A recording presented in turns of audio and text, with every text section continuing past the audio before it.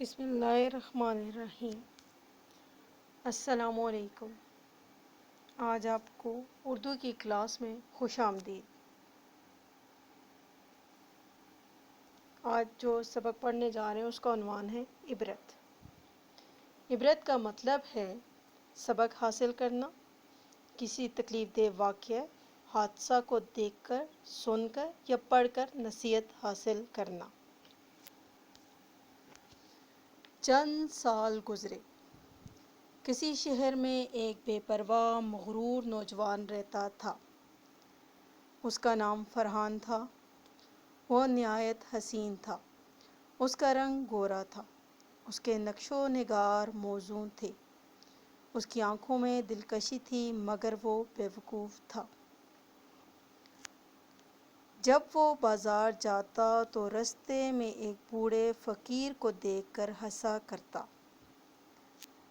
اس بوڑھے فقیر کی کمر جھک گئی تھی، سر اور داڑھی اور مونچھوں کے بال سفید ہو چکے تھے۔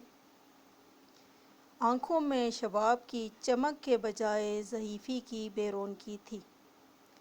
وہ بوڑھا تھا اور فرحان اس کو دیکھ کر ہنستا تھا۔ ایک دن فرحان نے خواب دیکھا کہ وہ بوڑھا ہو گیا ہے اور اس کی کمر جھک گئی ہے، سر، داڑھی اور مونچھوں کے بال سفید ہو چکے ہیں۔ آنکھوں میں شباب کی چمک کے بجائے ضعیفی کی بے رونقی ہے۔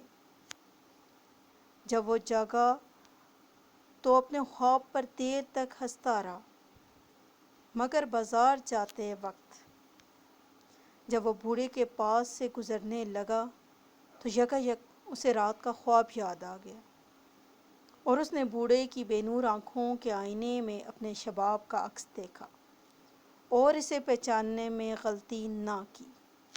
فرحان وہیں رک گیا اور اپنے پہلے دنوں کی حماقت پر افسوس کرنے لگا۔ کسی شہر میں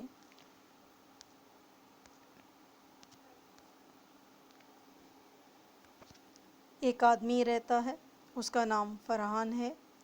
وہ حسین ہے، اس کا رنگ گورا ہے، اس کے نقش و نگار موزوں ہے، اس کی آنکھوں میں دلکشی ہے، مگر اب وہ بیوقوف نہیں رہا اور نہ وہ کسی بوڑھے کو دیکھ کر ہنستا ہے۔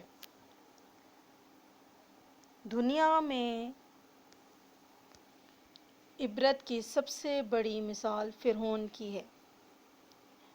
قرآن مجید کی سورۃ یونس میں فرعون کے بارے میں ارشاد ہے، ترجمہ ہے، بس آج ہم تیرے جسم کو بچائیں گے تاکہ تو اپنے بعد آنے والوں کے لیے نشانی بنے، اور بے شک بہت سے لوگ ہماری نشانیوں سے غافل ہی رہتے ہیں۔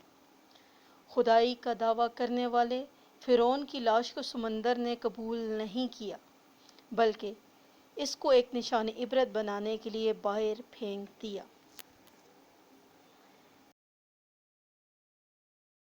انسانی تمہارا جمال، تمہارا حسن، جوانی کا نشہ، دولت کا گھمنڈ، تمہاری قابلیت کے چرچے، تمہارے ہنر سب ایک دن ختم ہونے والے ہیں، تو غرور کس بات کا۔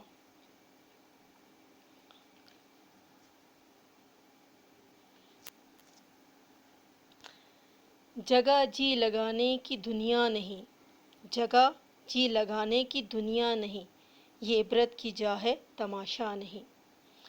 بعض اوقات معمولی واقعہ بھی آدمی کی زندگی میں انقلاب کا ذریعہ بن جاتا ہے۔ اس لیے بندے کی سعادت اسی میں ہے کہ وہ خود کو دوسروں کے لیے عبرت کا نشانہ بننے کے بجائے دوسروں کے حالات سے عبرت حاصل کر کے خود کو بچا لے۔ اللہ تعالی ہم سب کو صراط مستقیم پر چلنے کی توفیق عطا فرمائے اور تمام مصیبتوں، پریشانیوں سے محفوظ فرمائے۔ آمین۔ شکریہ۔